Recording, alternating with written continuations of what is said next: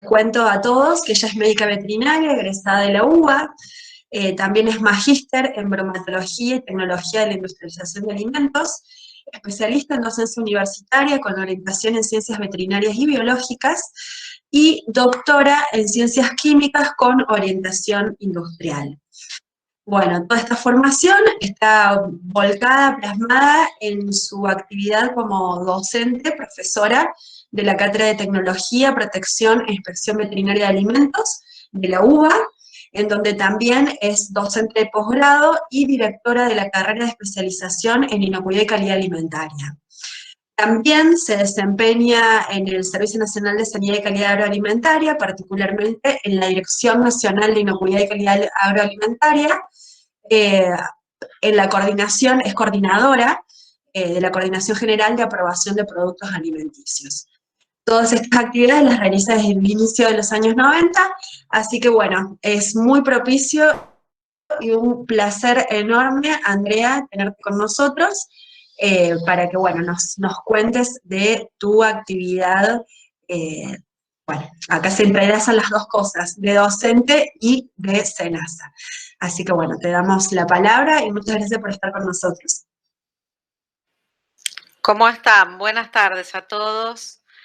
Muchas gracias, en principio, a la facultad por la invitación y en lo personal y en lo particular al profesor, doctor, colega David Chino y a todo su equipo, a vos,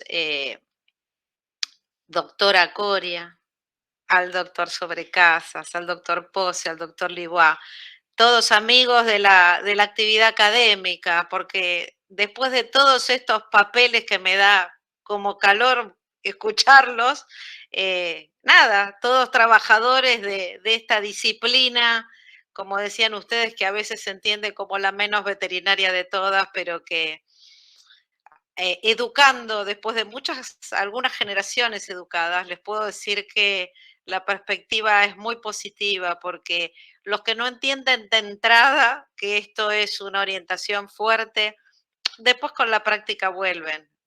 Tenemos mucho retorno de estudiantes y de posgraduados que deciden que la bromatología, aunque mi cátedra se llame un poco distinto, es una orientación fuerte, es importante. Lo escuchamos a Germán con un programa súper sólido, súper importante, con cosas que a mí me movilizan siempre como una apasionada de la cuestión de los alimentos. Si bien, como escucharon, me formé un poco en la parte tecnológica, más allá de la veterinaria, pero bueno, era más que nada, o es más que nada para fortalecer la pata del tema educativo.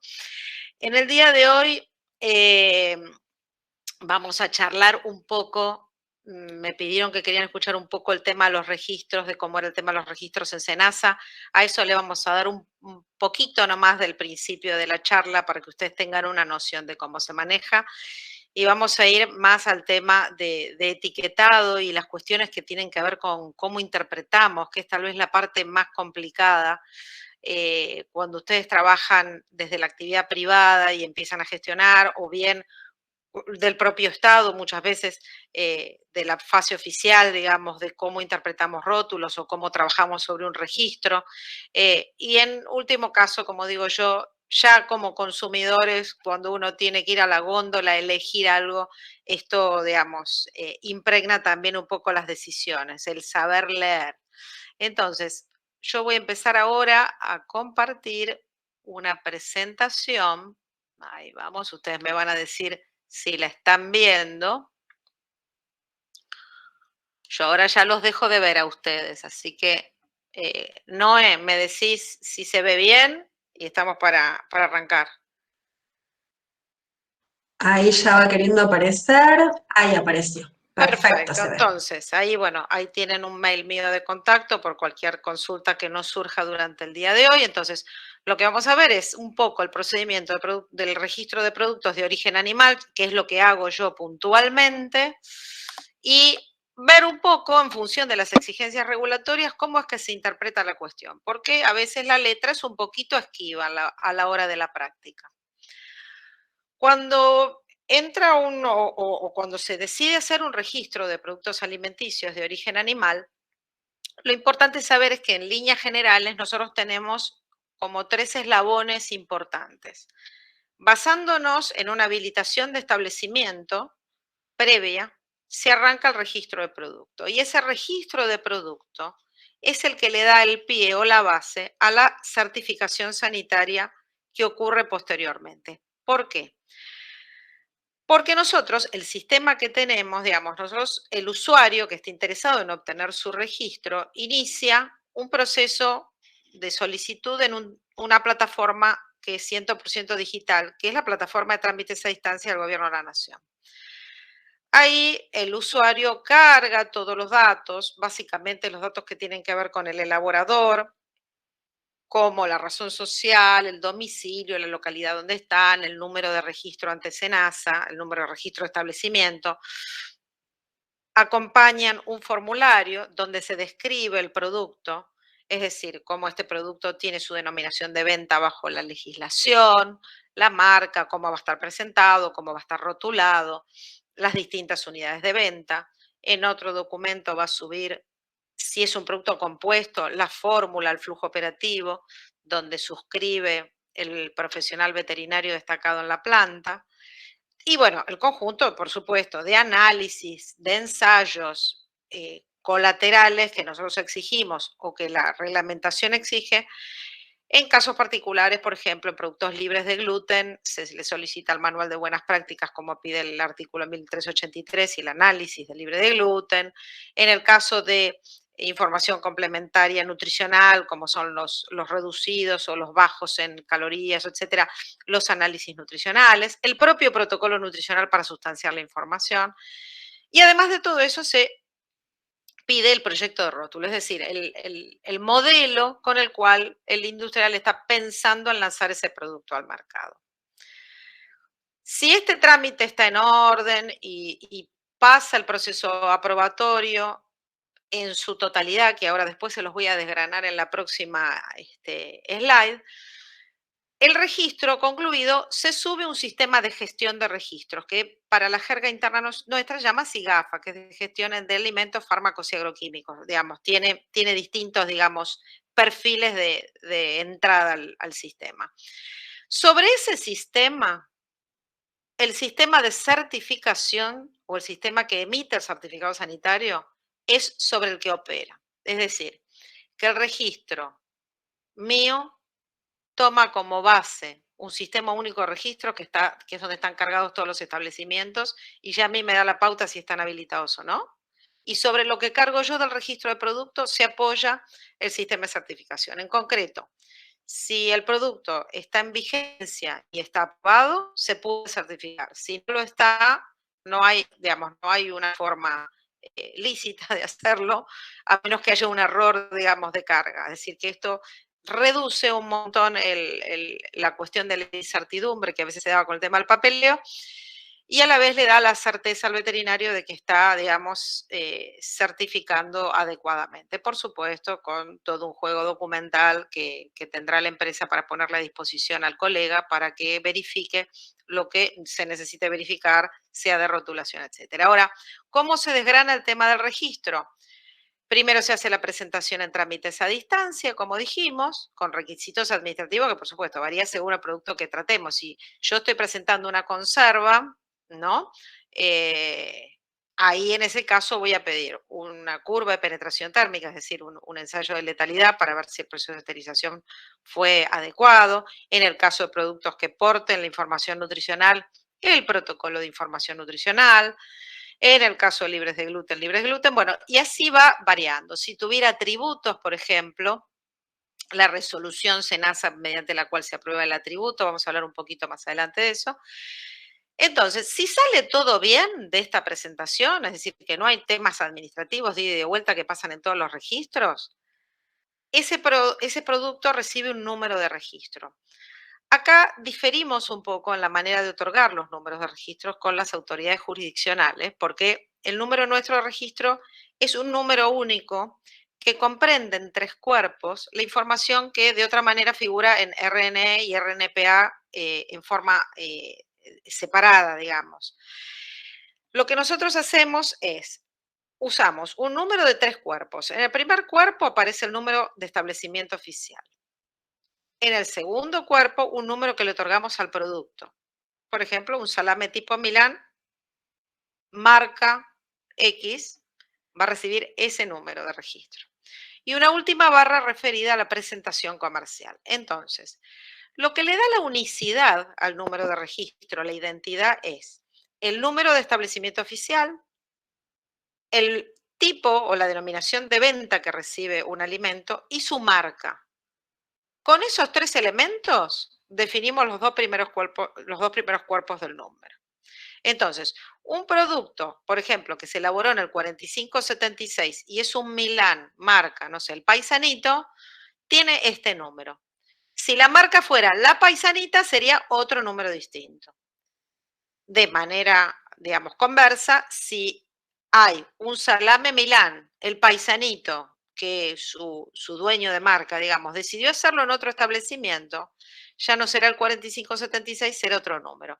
Por eso nosotros hablamos de unicidad en el número. El número permite interpretar unas cuantas cuestiones, inclusive los números referidos al fraccionamiento, para que ustedes se den una idea.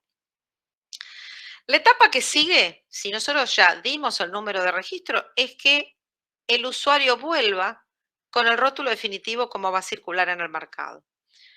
Porque nosotros aprobamos sobre los rótulos que el veterinario después va a ver en la planta para certificar en forma definitiva. Entonces hay un poco de actividad tutelada, si lo quieren, en acompañar hasta ese último eslabón, porque, como ustedes sabrán, los departamentos creativos a veces se ponen un poco demasiado creativos y después los proyectos de rótulo difieren de los definitivos y a veces difieren en algunas de las cosas que vamos a charlar hoy. Si el rótulo definitivo está en orden, se certifica y, como les comentaba, se sube al sistema de gestión y a partir de ahí ya se certifica. Ahora bien, dentro de este esquema de registro, nosotros hablamos que estudiábamos los rótulos. El estudio de rótulos o el estudio en general de registro de productos se hace sobre la base de el decreto 4238/68, es decir, del reglamento de inspección que tiene definidos muchos de los productos que actualmente se comercializan, el Código Alimentario Argentino, por supuesto, y a esto lo complementan algunas resoluciones o disposiciones SENASA en algunas cuestiones puntuales, pero principalmente quiero que el enfoque o el foco de ustedes cuando hablan de etiquetado o estén trabajando en temas de etiquetado, se enfoque en las resoluciones del Grupo Mercado Común, del Grupo Mercosur, ¿sí?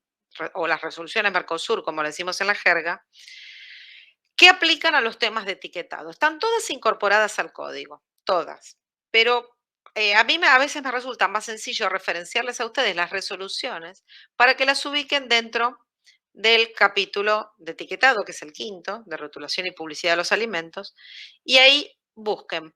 Por una cuestión, sí. ¿Había alguna pregunta o no? Por una cuestión de jerarquía normativa, que eso se los voy a explicar ahora en un minutito. La resolución 26 es la normativa horizontal de etiquetado, es decir, es la que fija todos los requisitos para que ustedes controlen si un etiquetado está bien, más o menos, o mal hecho o tiene defectos. La 46 es la que regula la información nutricional, cómo se aporta la información nutricional. La vamos a aplicar en los productos de origen animal en un conjunto limitado, porque por supuesto las carnes no van a llevar, los productos sin natura no llevan. Única excepción hecha del huevo, porque el huevo alguien se olvidó en la negociación de colocarlo como in natura y quedó lamentablemente comprendido con la obligatoriedad de poner información nutricional. La 47 viene a complementar la 46, definiendo los tamaños de porción para esa información.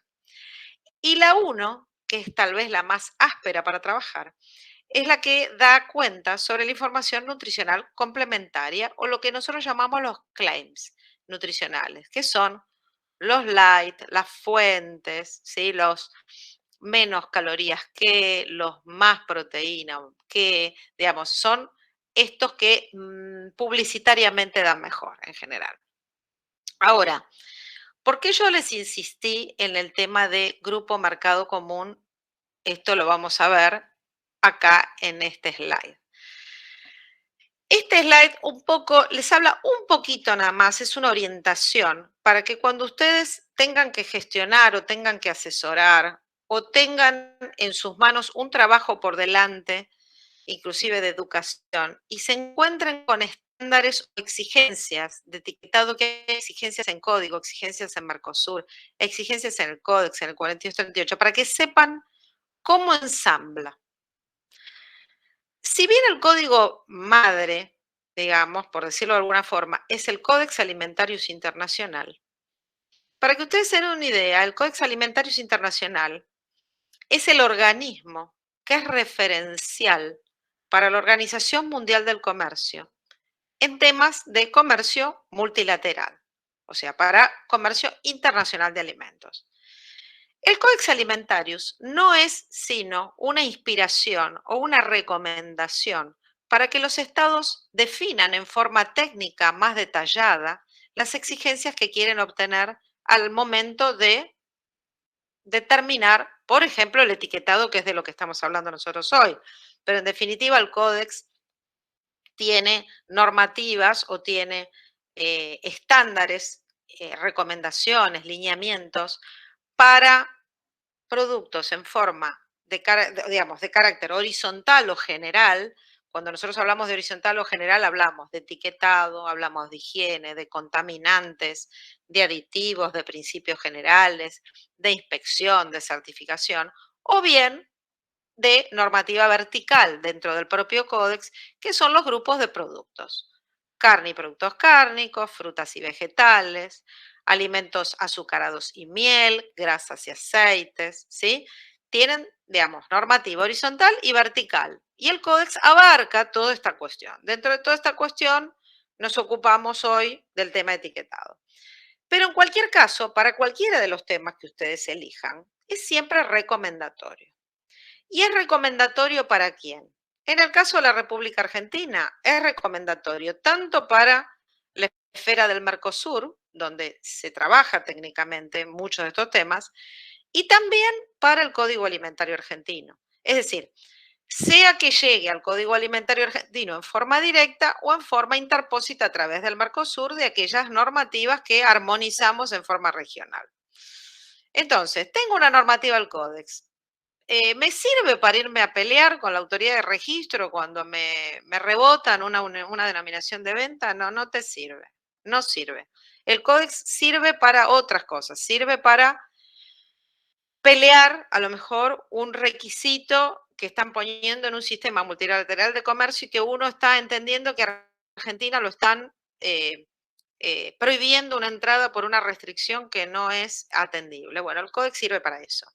Entonces nos corremos un poquito a la derecha en las cuestiones técnicas y nosotros entonces vamos a manejar más Mercosur y código. Ahora, el Mercosur, ustedes saben, somos 4 estados partes: Argentina, Brasil, Paraguay y Uruguay, en estricto orden alfabético, que es como se lleva adelante también la negociación. En ese orden hablamos cuando hablamos en la negociación. Mercosur trata de armonizar algunos temas entre los 4 estados parte, pero no armonizamos absolutamente todos los requisitos. Pero una vez que se trata en Mercosur la cuestión y se trabaja en Mercosur y se decide y sale la norma, cada estado parte debe incorporarlo a lo que yo les puse ahí en anaranjado, al orden jurídico nacional. Es decir, lo tiene que internalizar a su propia legislación. Y ahí es donde el Mercosur se mete dentro del Código Alimentario. Cuando el Mercosur entra al Código Alimentario, porque lo hacemos así en CONALS, hay una orden del día que es incorporar al orden jurídico nacional o internalizar normativa Mercosur, en ese momento forma ya parte de nuestra legislación. Y si nosotros tuviéramos algo en la legislación que queda solapado con Mercosur y queda contradictorio, prima Mercosur sobre el código. Y lo mismo, el mismo comportamiento, digamos, es con el 4238. Saben que estamos en proceso de armonización en la Comisión Nacional de Alimentos entre el código y el 4238 para emparejar ligeras asimetrías que persisten de tiempo inmemorial. Es decir, que en los temas de productos de origen animal vamos a tener una sola lectura tanto en el código como en el 4238 en un tiempo creo que razonablemente corto. Entonces, el tema del etiquetado, ustedes fíjense que viene a interesarles a 3 esferas de personas o de sectores de la sociedad. Al consumidor, porque es lo que va a comprar, a la industria, porque es lo que le va a ofrecer al consumidor, y a las autoridades de control, porque necesitamos saber si lo que le dice la industria al consumidor es esto que yo estoy revisando en un rótulo o en un registro, y a su vez, si lo que está pidiendo el consumidor de los rótulos se puede trasladar de manera atendible a la parte de reglamentación o a la legislación alimentaria.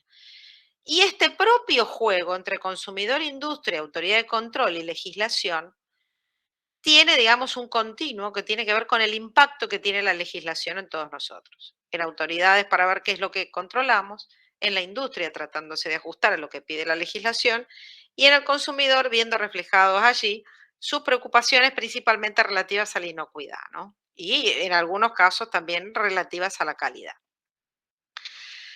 Para esto, entonces, para ver el tema rótulos tenemos que comprender algunas cuestiones que a veces se nos pasan de largo. La primera, que desde el punto de vista práctico es tal vez la más importante, es que solo se puede rotular en los establecimientos para los cuales se autorizó elaborar o fraccionar. Ustedes no pueden encontrar rótulos que no son de un establecimiento en otro, así clarito. ¿Por qué? Porque ya vulneraría todo el tema de trazabilidad. Es básicamente por esto. Por si hubiera una mala práctica de colocar un rótulo en otro establecimiento, esto era bastante común hace unos años, no sé si ustedes lo siguen viendo, al menos en la ciudad se ve menos, pero lo hay, que, por ejemplo, alguien que tenía una pieza de fiambre, pongámosle, o de queso, y que mandaba fraccionar, solía entregar un juego de rótulos, ¿sí? Para que el fraccionador le identifique el producto una vez fraccionado y el consumidor, digamos, se deje llamar por la marca. Esto le valió varias infracciones, básicamente a las autoridades municipales, a varias bocas de expendio, y esto, digamos, es una práctica que se está en continua lucha, lamentablemente, porque es una manera de malversar o de alterar la trazabilidad que tanto se cuida y que tanto uno trata de atender por si llega a haber un problema de salud pública, ¿no?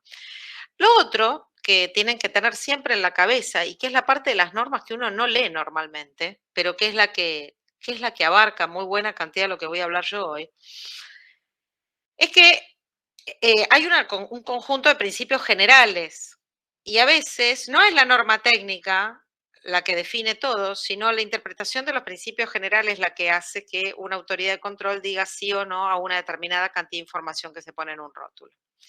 En este sentido, no debemos permitir, ni como autoridad ni como consumidores, que se brinde información falsa, incorrecta o insuficiente, que puede inducir error en el consumidor. A mí me gusta hablar más de error que de engaño. Engaño ya tiene como un prejuicio, ¿no?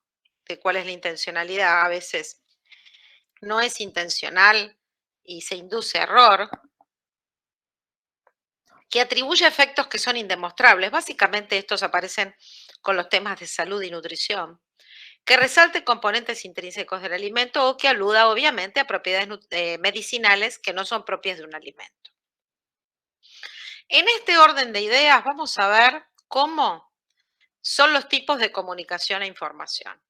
Uno podría decir que por una parte la información puede ser en un rótulo de un producto veraz, directa y clara, y que por contraposición extrema, polarizada totalmente, puede haber información falsa, engañosa o confusa, o las tres a la vez o dos de ellas combinadas. La verdad sea dicha, no hay blanco como el de la izquierda, ni hay negro como el de la derecha. Bueno, algún blanco como el de la izquierda sí hay, perdón, pero digo, nunca se van a encontrar con un negro absoluta, nunca van a encontrar rótulos con rotulación falsa, engañosa y confusa a la vez, porque sería el epítome del delito, ¿sí? Pero lo que sí ocurre muchas veces es que hay combinaciones, por ejemplo, de informaciones que son veraces y aún siendo veraces son engañosas o confusas. De información que es clara, pero a la vez es engañosa o es falsa, ¿sí? Entonces, En este gris que tenemos que navegar, lo que tiene mucho peso, pero muchísimo peso, son todos los factores que condicionan cómo leo yo la información. Ustedes me van a decir que no hay dos personas que lean de la misma manera o que interpreten de la misma manera una leyenda en un rótulo. Y yo les voy a decir que no solo eso, sino que hay un poco más de diversidad. La diversidad puede ser ambiental, muy vinculada con el tema de la cultura. Cultura, y hablamos de cultura, tradición, o sea, ancestros, culturas de pueblos completos. En la cultura que tiene que ver con el medio de comunicación, en cómo se publicita, cómo la familia maneja la información. Y también tiene que ver con colores o con sonidos asociados a la experiencia de publicidad y a la experiencia de medios de comunicación y de la cuestión familiar. Esto parece como muy filosófico, pero ahora vamos a ver algunos ejemplos que van a ver cómo cristaliza esto. Después hay individualidades, pero más allá del individuo uno a uno, yo leo esto y vos lees esto otro. Hay caracteres demográficos. No lee igual un niño pequeño que un joven, que un adulto. A su vez, dentro de los adultos, no lee igual quien está a dieta que quien no lo está y, por ejemplo, eh, no le importa el tema de la dieta. No es lo mismo quien está en un segmento poblacional que tiene que ver con la salud, que quien no tiene que ver, que quien tiene que ver con la cuestión publicitaria, con quien no tiene que ver, y además, como les dije, la individualidad uno a uno. Y el tercero, que es el que tiene un peso muy pesado en las decisiones del consumidor, aparte del background o de los antecedentes que tiene cada uno en su inconsciente o en su subconsciente, tiene que ver con la etiqueta, es decir, con el envase impreso, con el tamaño de dónde se pone la etiqueta, dónde se coloca, qué lenguaje, no solo el lenguaje eh, palabra, lenguaje gráfico, y la palabra, cómo la fraseo. Hay distintas maneras de condicionar a una compra desde todos estos factores que están siempre muy cuidadosamente estudiados por los sectores, digamos, de las empresas, ¿no? Por ejemplo, un atributo como el de calidad premium, con estrellas, así, estrellas, 3, 5 estrellas, puede ser muy condicionante, puede ser muy condicionante para un país como el nuestro. En un país como el nuestro, Argentina, el consumidor le interesa esta cosa de los productos premium y los no premium y les da un valor diferencial en la góndola. Las industrias también le dan un valor, porque fíjense la cantidad de productos de línea, vamos a poner entre comillas, superior, que son superiores por una calidad o por una materia prima diferenciada, que usan la etiqueta negra, la línea dorada, el premium, las estrellas, ¿sí? Todo lo black es todo como lo mejor o todo lo gold es todo lo mejor. Esto tiene impacto en nuestro mercado, ciertamente. Ahora, en otros mercados donde la presión publicitaria es muy alta, en Estados Unidos, en Canadá, el premium es un detalle, le diría, casi de color. Y ahí tiene mucho que ver con el cómo. Lo otro, por ejemplo, el importado.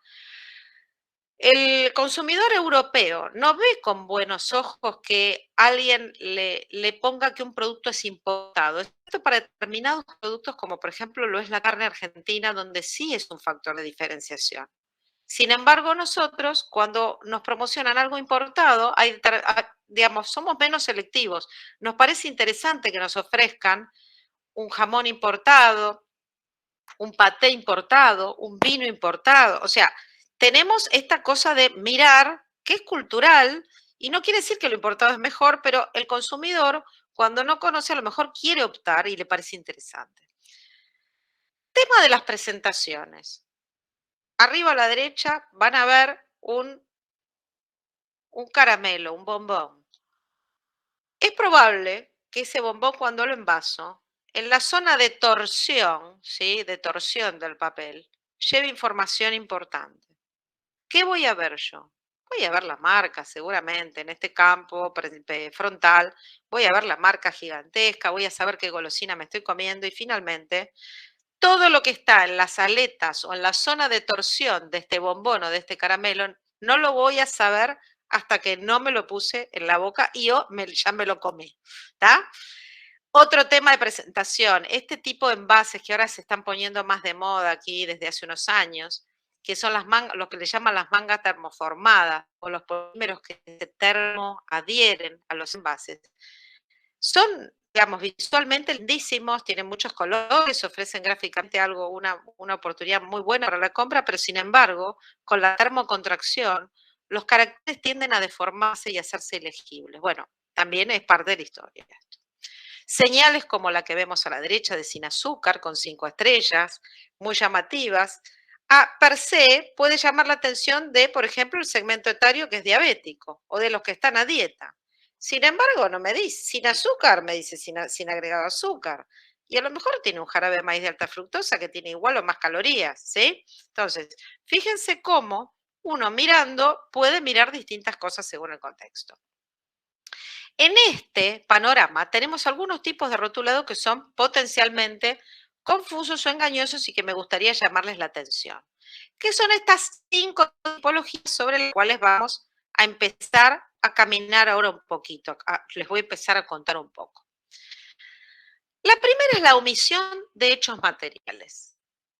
¿Qué mejor cosa que decir la verdad a medias? Cuando yo digo la verdad a medias, cuando al consumidor le falta un poco de información para elegir, seguramente tome una decisión equivocada o tome una decisión que no sabe ni siquiera que está tomando una decisión equivocada. Decide tranquilo y contento y la verdad es que después se le abriría un abanico de todo lo que le hubiera faltado para seguir eligiendo. Si yo les marco este símbolo encantador que tengo acá en la mitad y no les digo que este producto es un producto irradiado, esto es el símbolo radura, ¿sí? Que identifica a los irradiados. Alguien con el ojo no entrenado diría, qué lindo, es algo vegano, algo vegetal, algo me da orgánico, me da otra cosa. Si yo en el rótulo no indico que el producto es irradiado, correría el riesgo de un tratamiento como este que se ignore. En un yogur, con una gráfica de frutillas, que vieron que las gráficas no se podrían colocar si el producto no tiene la fruta adentro, y yo no dijera que este producto es sencillamente aromatizado, estaría claramente desorientando al consumidor por falta de información. Porque alguien puede verlo y asumir que lleva la fruta. Ni hablar del loguito este maravilloso que tiene acá arriba que dice felices las vacas, del cual vamos a hablar en un rato. De la misma manera, un producto que lleva concentrado o bien un producto que no se dice que es pasteurizado. Ustedes saben que hubo estudios en Estados Unidos por el tema del síndrome urémico, hemolítico, donde, bueno, por supuesto, se le orientaba a las madres que a los niños intenten darle jugos frutales, en general, o de vegetales, pasteurizados, ¿no? Concentrados por un tema de seguridad. Si a un consumidor que está buscando esa indicación no se le indica, se está omitiendo un hecho material. Y esa omisión de hecho material lleva a una decisión equivocada, por lo general. La segunda tipología es cuando yo uso lenguaje confuso o engañoso, es decir, busco algún elemento que es familiar o que suena familiar al consumidor, que el consumidor yo ya asumo que por tradición, que por cultura, por familia, por condicionamiento social, lo tiene metido en la cabeza como algo superior y juego con eso. Juego con la selección, juego con lo natural, juego con lo puro, juego con versiones modificadas de banderas indicando o sugiriendo que el producto es de la importación, ¿sí? Buscando justamente ese tema de inducir a comprar algo que supuestamente ya es de mejor calidad o que alguien podría percibir como de mejor calidad. Que de hecho deben ser bastantes los que lo perciben de mayor calidad, porque de hecho si no, no se colocaría este tipo o no sería tan frecuente la intencionalidad de uso.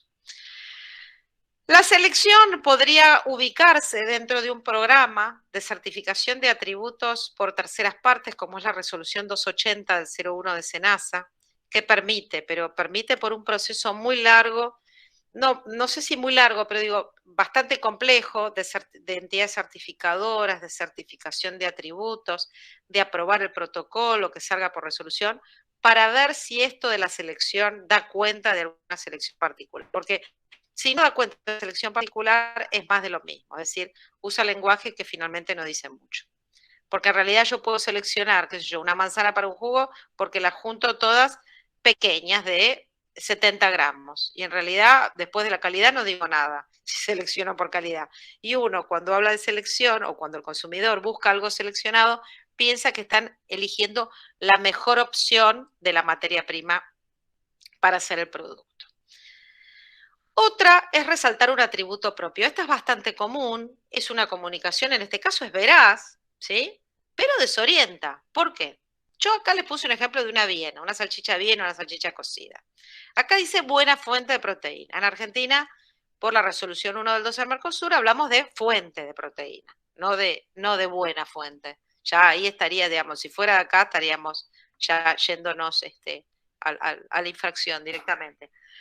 Lo que yo quiero llamar la atención acá es que por el valor de corte que tiene el valor fuente, cualquier salchicha es fuente de proteína, sea que sea de cerdo, de vaca, mezcla con pollo, no, cualquier salchicha es fuente de proteína. Entonces, si yo digo el claim así, sin decir, como todos los de igual tipo, estoy resaltando un atributo que es propio del producto, ¿sí? Y que da lugar a confusión.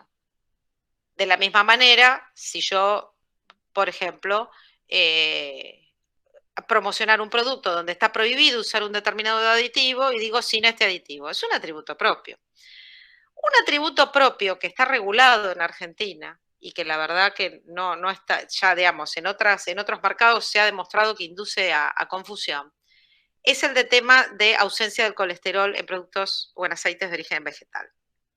En este caso, saben que hay estudios de consumo en Estados Unidos hechos con este atributo y dieron cuenta de que el consumidor, al leer que no tiene colesterol, sobreentiende que el producto no tiene, por ejemplo, grasas o grasas saturadas. Por supuesto, saturadas tiene poco y nada, o nada, pero no lo asocian con bajo en grasas, bajo por carácter transitivo en calorías. Y como ustedes sabrán, eh, hay productos calóricos, pero el aceite es uno de esos.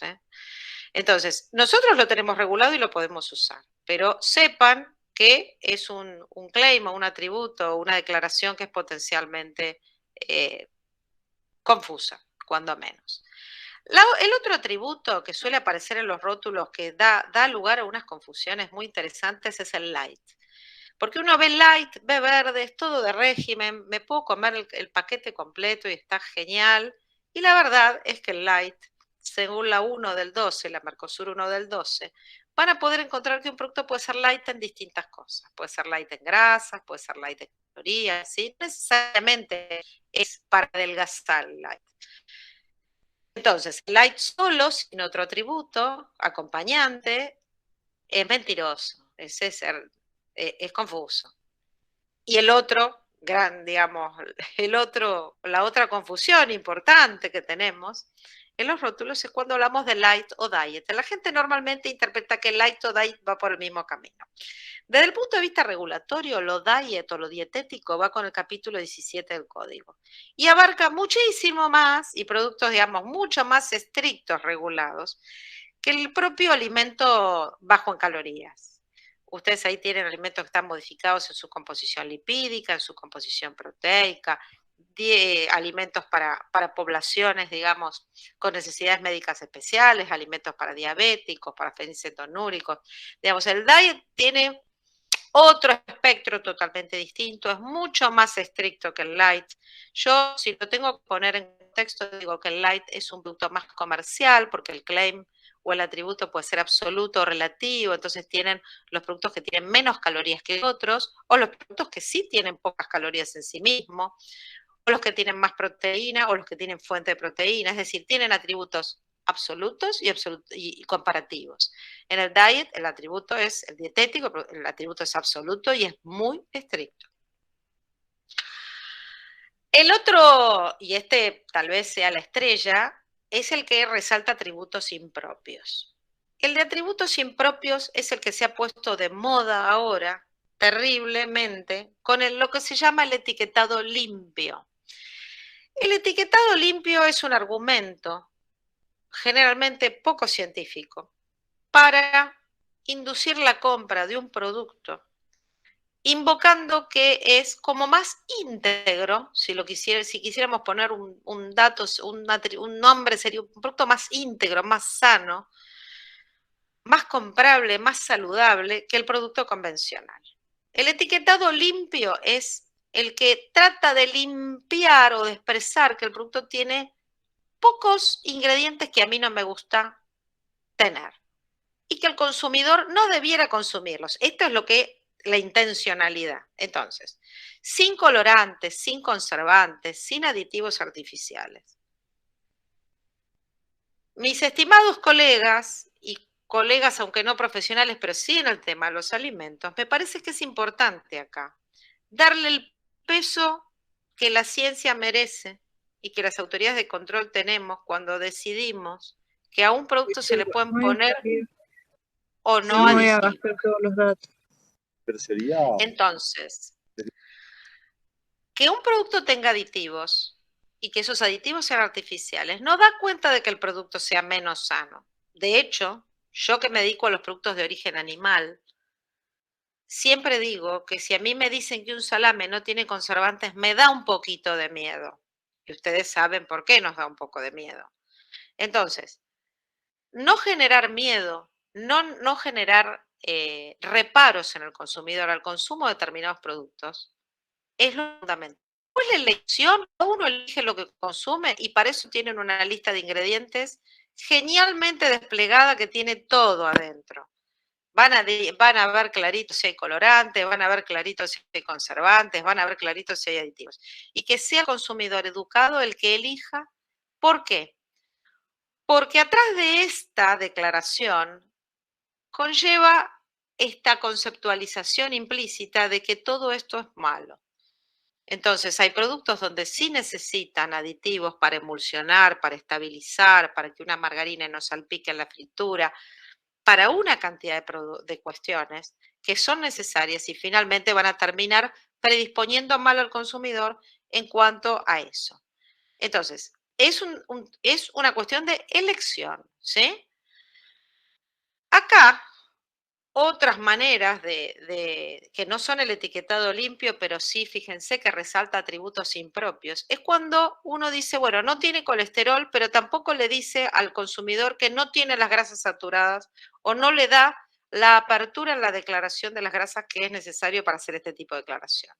De la misma manera, por ejemplo, un hipertenso que está buscando un logo de bajo sodio, en general el hipertenso sabe que es bajo sodio, pero alguno que está tratando de bajarse la presión por su cuenta o quiere bajar el consumo, busca un sin sal añadida.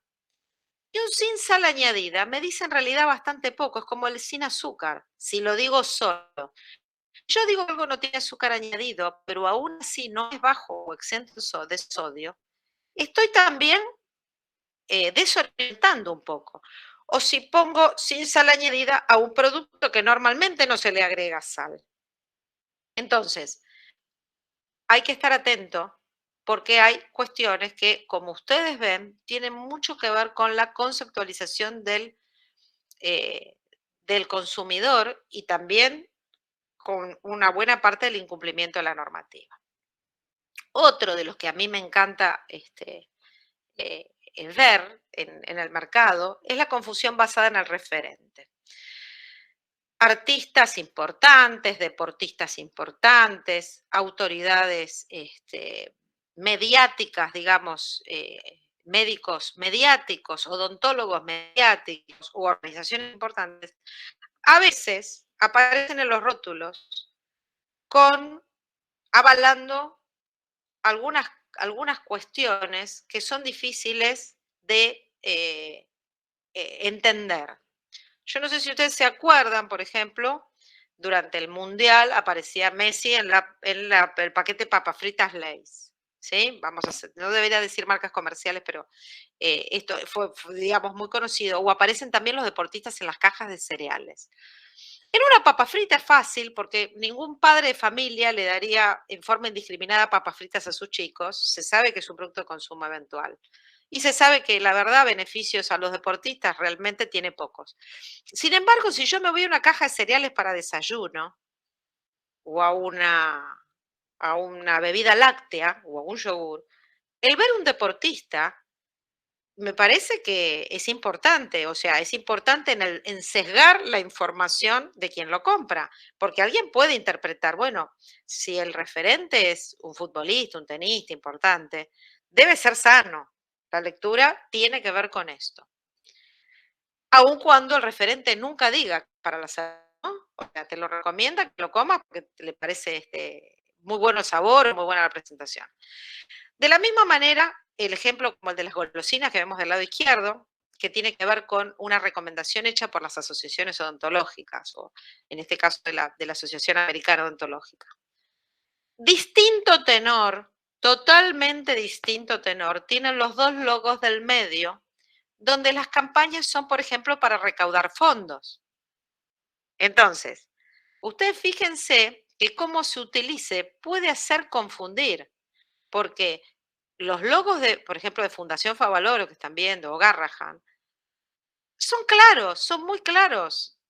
Esto es algo que se agrega o se da o se vende con un porcentaje que va a esa fundación o a esa sociedad. Entonces, ahí es claro el mensaje. En los otros casos es menos claro y podría dar lugar a el estímulo del consumo. Son situaciones de etiquetado engañoso o que desorientan cuando señalan la procedencia de una zona geográfica sin otra indicación o sin serlo, de las pampas, de las sierras, de la Patagonia, o con denominación de origen protegida sin serlo, Roquefort, Champán, vino Porto. Pero tengan en cuenta que sí hay indicaciones de procedencia que están reguladas en la reglamentación argentina, como la carne ovina patagónica, por ejemplo. Hay sellos como Alimentos Argentinos que siguen un protocolo básicamente destinados a productos de exportación. Como comentaba hoy Germán más temprano, el hecho en Córdoba, digamos, está regulado, esto es un programa de la provincia, pero después hay otros que no se pueden poner porque son denominaciones de origen protegido que Argentina reconoció de otros países, como el jamón de Parma, como el jamón ibérico. En definitiva, todo este conjunto, más los ya consabidos natural, genuino y sano, que son maravillosamente multiplicados a lo largo de los productos que consumimos, en forma irregular, por supuesto, quieren parecerse a algunos otros alimentos que tienen un marco regulatorio muy duro, como es el mercado de alimentos orgánicos, ecológicos o biológicos. Ustedes saben que hay una ley de producción orgánica, hay resoluciones después de SENASA, que tienen ya casi 30 años de vigencia, donde este es un atributo que es certificable, o sea que no todo lo que a mí me parece que viene de la naturaleza es orgánico. Ahí les puse yo, se ubicó mal en el slide, pero ahí tienen la figura de cómo es el sello de alimentos argentinos. Es poco probable que ustedes lo vean en productos de consumo nacional, no está en muchos adheridos, ¿sí? Hay otros casos que les traje como ejemplos para que ustedes lo piensen y lo piensen en función de los productos que ven día a día. Cuando yo digo que un producto es puro algo, en el caso de, acá en el ejemplo le puse frutillas, pero por ejemplo un chorizo, 100% cerdo. Ahí ya como el 100% no me da cerdo, porque seguramente el chorizo tiene sal, tiene orégano, tiene ají molido, tiene a lo mejor algún otro componente. Necesariamente no. Entonces, ahí tiene que ver con lo que les decía yo hoy, es cómo se frasea. Cómo se frasea. Ese producto será con carne 100% cerdo. O esta tarta de frutillas congelada, por ejemplo, será fruta 100% frutilla, por ejemplo, por decir algo. nosotros en los productos de origen animal se da mucho esta cuestión de la especie, llamar la atención a la especie. Entonces el fraseo no puede ser 100% cerdo, será carne 100% cerdo, es decir, el 100% de esa carne es de cerdo. La tipificación que no tiene avales, hamburguesa de novillitos, si esto no fue aprobado en el marco de un programa de certificación, normalmente no es viable. Un queso o un producto que dice ser ahumado y no se ahuma, sino que usa humo líquido, es engañoso o es confuso o es erróneo. Un jugo de frutas que se denomina como natural y tiene agregado concentrado también lleva por la senda de la confusión. Y finalmente, cuando el producto es industrial y se tipifica de casero, artesanal, hecho en casa, puro, digamos, es un contrasentido.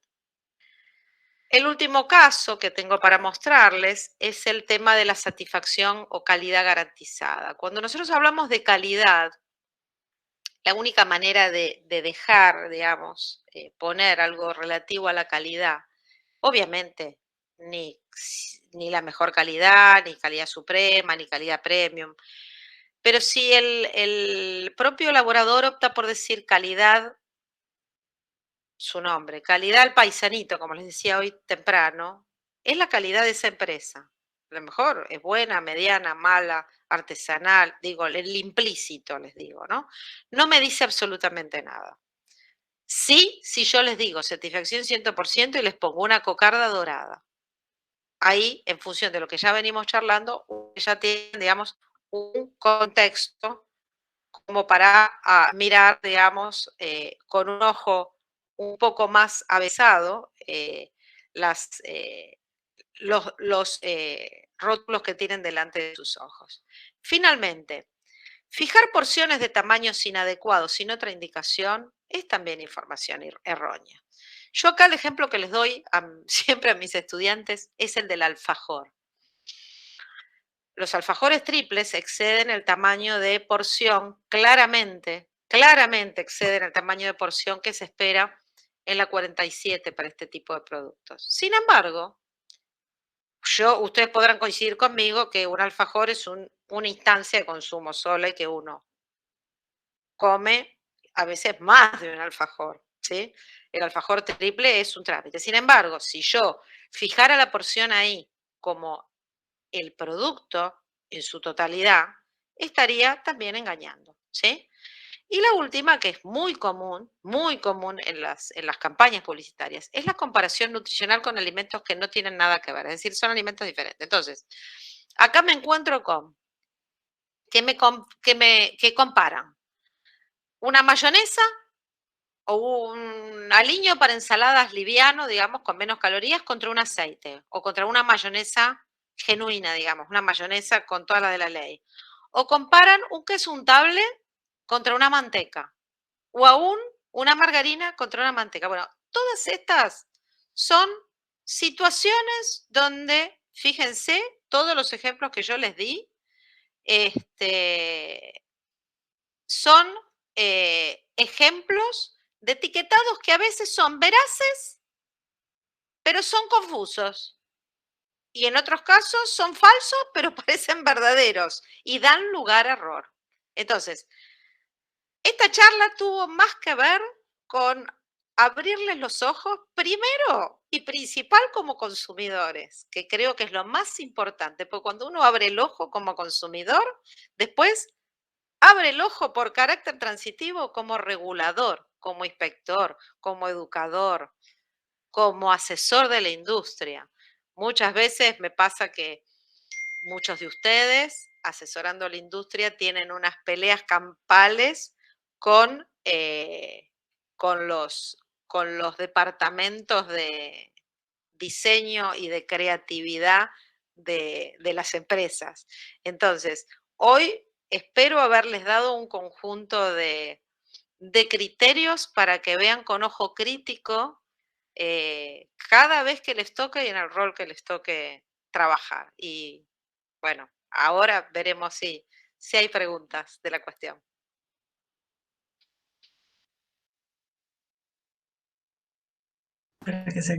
Excelente, Andrea. Bien. Yo por ahí digo, ¿cómo no tendría la claridad que tiene usted para explicar estos temas? Acá hay una pregunta en el chat que decía, para alimentos funcionales, ¿existe algún nomenclador también de los claims? No, no, lamentablemente todavía no llegamos a esa etapa que Argentina va a llegar, ¿eh? El tema es que los alimentos funcionales están de la mano de las declaraciones de salud o claims de salud. ¿Son buenos alimentos? Seguro que son buenos. Yo no te voy a decir que no. Ahora, siempre piensen ustedes que todo lo que ponen hay que sustanciarlo. En el caso de los funcionales no se puede ahora, porque uno no podría decir, este producto por su contenido en calcio fortalece los dientes. El calcio fortalece los dientes a todas luces. Ahora, el calcio que me estás poniendo en el alimento, asumiendo que es un calcio que está en el desayuno, por decir algo, no el de la leche, que ya uno sabe que está biodisponible y va a ser útil y va a entrar y va a trabajar como corresponde. El calcio que yo agrego suplementado, está biodisponible, hace el efecto, termina por fortalecerme los dientes finalmente, o es algo que me estás poniendo. Mira, yo me acuerdo con esto. La primera clase que tuve de nutrición en la facultad hace horrores de años, la persona que dio la bolilla de proteínas, porque eran bolillas en esa época, ni siquiera eran unidades temáticas, decía, un bife es proteína, la suela de zapato es proteína, pero la biodisponibilidad no es la misma, el valor de la proteína no es lo mismo. Bueno, esto ténganlo en la cabeza siempre con el tema de funcionales y con el tema de claims. El claim de alimento funcional va de mano con el claim de la salud. Y esto, para definirlo, necesita una política pública. Esto es, Códex, yo tuve la suerte de trabajar en esa línea, en esa norma de claims durante muchos, muchos años realmente. Fue muy difícil llegar a un consenso, porque el Estado es el que tiene que decir que el calcio fortalece los dientes. No podés vos alegremente lanzarte, ¿me entendés? A decir, yo me acuerdo de una propaganda hace muchos años, un pote de yogur que decían huesos fuertes. Bueno, la campaña publicitaria es la campaña publicitaria. En el rótulo no lo puedes poner.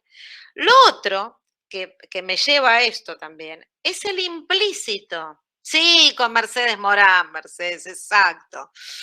Lo otro que me lleva implícito es algo que es más común entre nosotros, que es el jamón natural. ¿Qué es el jamón natural? Yo jamón artificial todavía no he visto, todavía no han aparecido en el mercado. Y si ustedes se dan cuenta, el jamón natural fue una cosa que se instaló a principios de los 90 y después desapareció. No está más en los rótulos hace años. Todos los jamones ovales con mínimo aditivado o mínimo agregado de ingredientes más que agua, sal, nitrato, nitrito, un azúcar y un ascórbico, son todos naturales al ojo del consumidor, que van al supermercado, feteado, lo ve y dice, yo quiero el natural. Y la pieza no se llama natural, nadie dijo que eran naturales. Bueno, este subconsciente es sobre lo más difícil, sobre lo que hay que trabajar como reguladores, ¿no? Y como inspectores no les digo.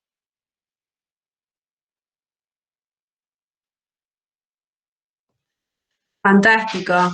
Andrea, nos encantó la charla, la verdad. Acá es poner otro ejemplo. Bueno, el aceite sin colesterol era lo que también ya habías dado como ejemplo. Pero Y a solo, ver, no solo sé el si quedó. aceite se puede tipificar así, ¿eh? Solo el aceite tiene esa frase autorizada, ¿eh? No, no hay otra cosa que vos lo puedas transferir así exactamente, ¿eh? O sea, por la 1 del 12, por la de claim, vos no podés poner que algo, o sea, no podés resaltar ningún atributo impropio. Entonces, ya estamos al horno. A menos que, por ejemplo, sea una fuente de proteína y te dé el valor, y ahí van a encontrar el asterisco en las hamburguesas, en las salchichas, que son fuente de proteína, fuente de calcio, obviamente, como todos los alimentos de origen animal o como todas las carnes, ¿no?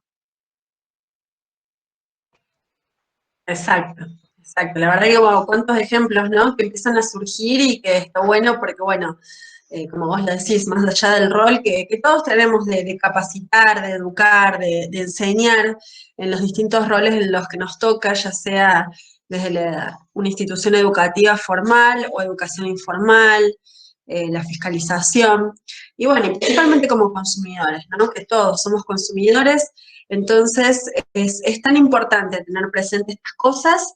Y a ver, bueno, justo acá, sí, este caso, menciona Mariana Vicario, esta colega dice, hubo 2 casos de sanciones a productos para vientre plano y satial por publicidad engañosa. Sí, es verdad, esto salió en estos días.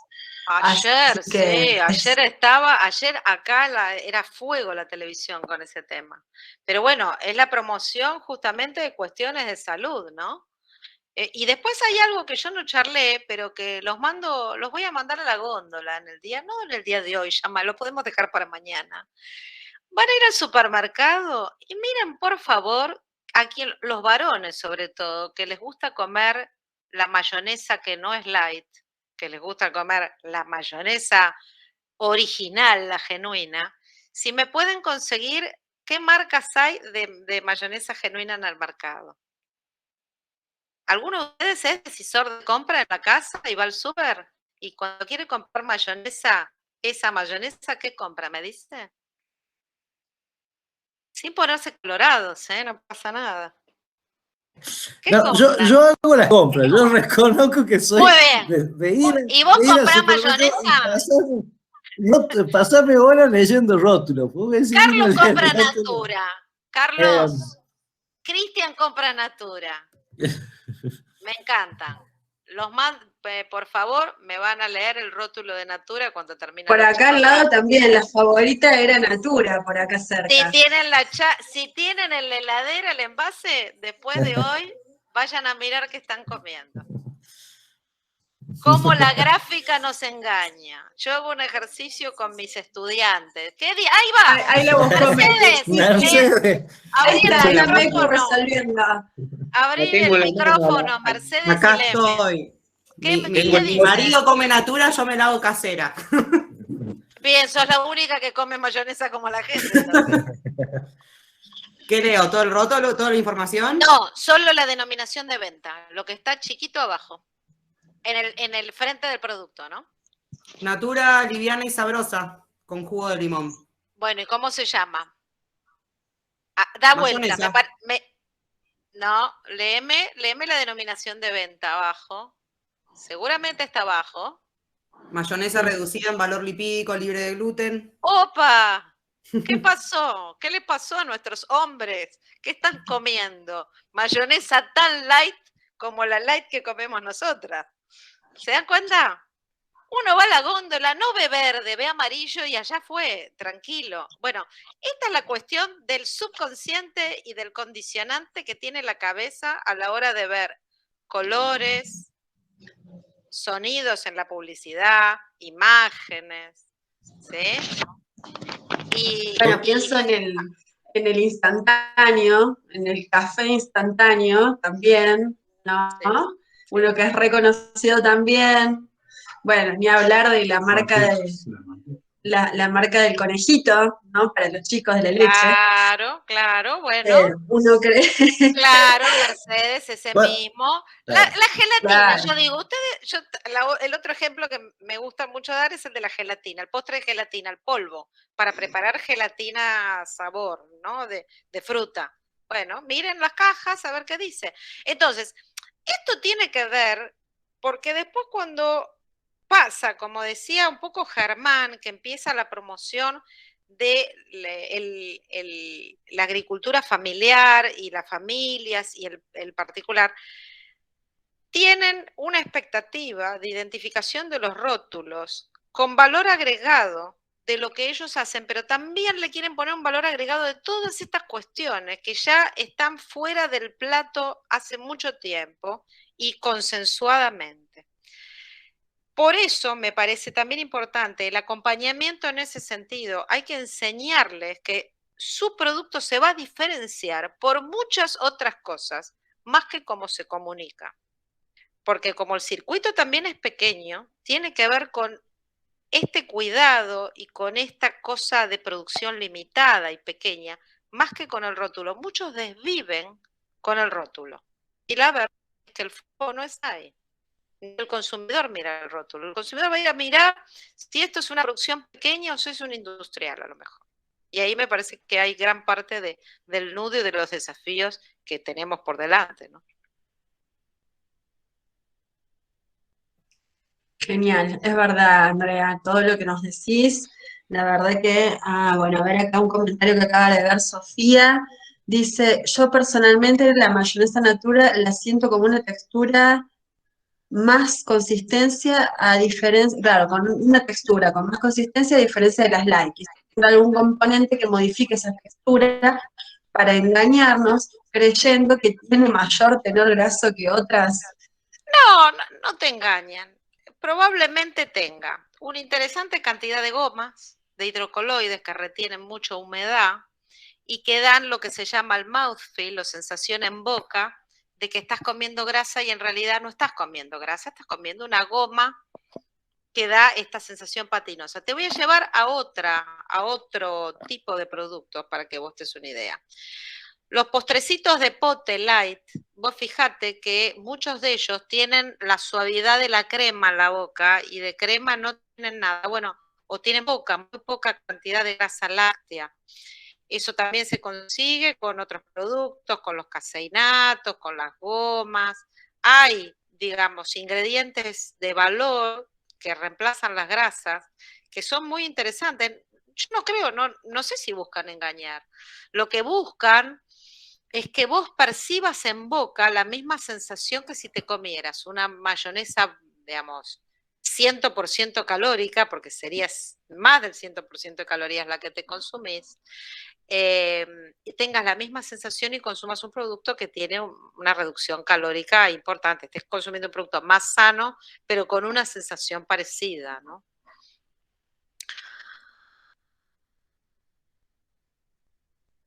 Quizá no es un problema, me ponen de vivirse por el envase, sino que no hay un trabajo mancomunado. Sí, bueno, lo que pasa es que el tema es comercial, hay que vender, la gente se tiene que sentir atraída a llevarse de la góndola de un primer golpe y sin mirar al costado cómo está la competencia, ¿no? En realidad, yo no creo que haya un desfasaje entre marketing y técnica. Lo que pasa es que los de técnica, en general, somos, y yo me considero, digo, siendo aún del Estado, ¿no? De la parte técnica, somos más duros. Esto no podés, esto sacámelo. Lo que pasa es que después te ponen a la parte técnica a elaborar como si fueras de publicidad. Entonces dicen, bueno, doctor, listo, yo esto no puedo poner, ¿qué le pongo? Y ahí empezamos con el tironeo. No, ahí empezamos con el tironeo. Pero claro, es eso. sí, es como siempre decimos, ¿no? La importancia de la interdisciplina, porque bueno, quienes comunican saben cómo atraer, cómo hacerlo simple, cómo hacerlo, ¿no? Eh, que llame la atención, pero bueno, estamos ahí nosotros para corregir y decir, no, porque estás diciendo esto otro. Tal cual. ¿No? Entonces, bueno, ahí es trabajo en conjunto, nadie tiene, digamos, se construye juntos, ni los técnicos solos, ni los publicistas solos. Totalmente. Eso es muy real. Y sabes, hay otra cosa, ¿no? Hay otra cosa que yo les digo siempre, señor, usted va a salir con este etiquetado, bárbaro, lindísimo el etiquetado, porque hay etiquetados que la verdad están lindísimos, pero infracción de punta a punta. Usted tiene que pensar que supongamos que yo me agarren un día malo, a mí y a mi equipo técnico, y aprueben el rótulo. Las jurisdicciones lo van a encontrar a la vuelta de la esquina. O sea, usted está poniendo la cabeza en la boca de la ballena para las infracciones. Entonces, ¿qué mejor asesoramiento podemos dar nosotros que evitarle a las empresas las infracciones, las sanciones, los decomisos, las intervenciones de mercadería? Creo que es muy sencillo y es muy lineal lo que hay que comunicarle a las empresas. ¿Dónde está encontrar el perfecto balance entre lo que me promocionás y lo que te puede causar una multa que te saca a lo mejor de mercado muchas veces?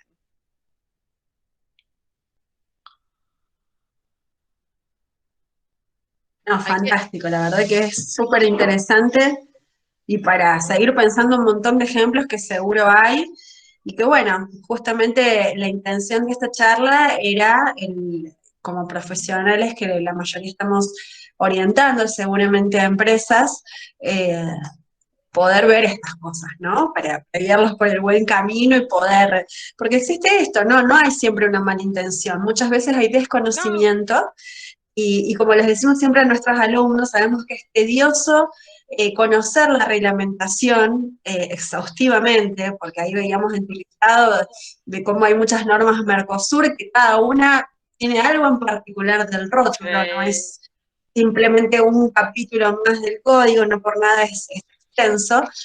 Y bueno, justamente para no cometer estos errores y poder transmitir el mensaje que queremos transmitir. Así que la verdad que fantástica la charla, Andrea, muchísimas gracias, te agradecemos haber estado, la disposición. Y bueno, yo al principio no les conté que bueno, Andrea es muy, muy amiga de la cátedra, muy amiga de Rubén, bueno, Rosendo, por eso ya los mencionó al principio, que está en la UBA, y bueno, ahora esta virtualidad nos permite estar más cerca. Así que bueno, les anticipamos a los que están acá que queremos invitarla nuevamente a Andrea, porque la verdad que ella tenía mucho más para contarnos, nos costó elegir qué tema iba a dar, así que bueno, la idea es que pueda estar presente nuevamente en nuestro encuentro. esperemos Así que que, gracias. esperemos que físicamente, escuchame. La vamos a comprometer para la Ah, próxima hora públicamente con todo. Exacto, y haremos las degustaciones y leemos rótulos juntos. pero yo encantadísima, dispuesta totalmente y es un grupo de trabajo muy genial el que tienen. Y el maestro David Chino es un campeón total, conocido muchos años, con muchos proyectos en común. Y bueno, me alegro que les haya gustado, que haya ido por donde esperaban o no esperaban escuchar, pero que en definitiva, de acá en más, cuando miren una norma, no miren la letra fría, porque el truco está en interpretar, no leer la letra fría. Si ustedes interpretan, van a ir por el camino certero. Y es lo que probablemente sus asesorados no puedan hacer.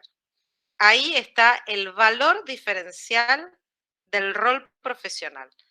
Porque leer, lee cualquiera, pero interpretar no interpreta cualquiera. Entonces ahí me parece que está el valor diferencial de nosotros como bromatólogos, que no somos bromatólogos, somos otra cosa, pero como agentes de salud, ¿no? Así que Exacto. bueno, yo enormemente agradecida, gracias a este auditorio tan, tan atento y tan cálido, con tantas inquietudes que tuvimos hoy. Y bueno, nuevamente gracias por invitarme. Para mí fue un gusto.